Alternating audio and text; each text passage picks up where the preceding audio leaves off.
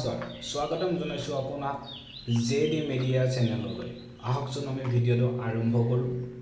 মই আহি পাইছোঁহি কেঞ্চাৰ ৰোগীসকলৰ বাবে থাকিব পৰা ঠাই জিৰণি ঘৰ। এই জিৰণি ঘৰটো আছে কেঞ্চাৰ হস্পিটেলৰ ওচৰতে।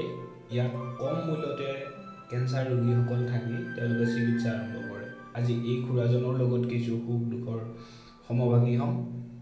আহক।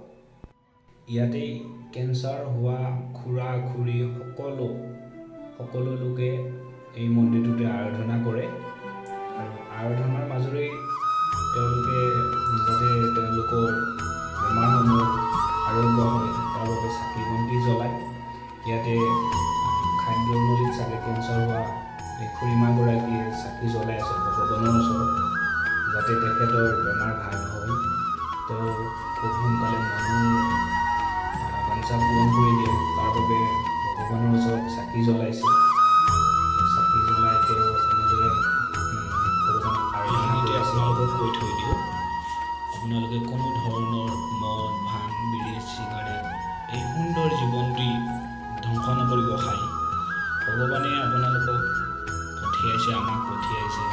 মদ ভাং বিড়ি চিগাৰেট এইবোৰ খাই আমাৰ জীৱনটো ধ্বংস কৰাতকৈ আমি সুস্থভাৱে আমাৰ জীৱন যাপন কৰোঁ। আহকচোন এতিয়া আমি খুৰাৰ লগত কিছু কথা পাতোঁ। তেওঁ খুৰাজনক মই যেতিয়াই লগ পাইছিলোঁ তেতিয়াই তেখেতক চাহ খাবলৈ মই লগ ধৰিছিলোঁ। তেখেতে চাহ খাবলৈ আহি আমি ওচৰৰে দোকান এখনত বহিছিলোঁ আৰু তেখেতক মই যেতিয়া সুধিছিলোঁ খুৰা আপুনি কি খাব, সেই সন্দৰ্ভত খুৰাই কৈছিলে চাহ আৰু কেক এটা দিলেই হ'ব।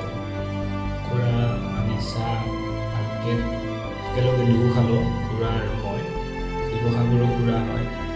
আমি দুয়ো যেতিয়া চাহ খালোঁ, চাহ খাই তেওঁৰ লগত কিছু কথা পাতিছিলোঁ। তেওঁ কৈছিলে তেওঁ জীৱনৰ সুখ দুখৰ মাজত সমভাগী হৈ মোৰ খুবেই ভাল লাগিল। আৰু এনেদৰে আপোনালোকেও পাৰিলে এই বেমাৰী বা এই ৰোগীসকলক হেৰ চকুৰে নাচায়, তেওঁলোকৰ মুখত যাতে হাঁহি এটা দিব পাৰে তাৰ বাবে চাব।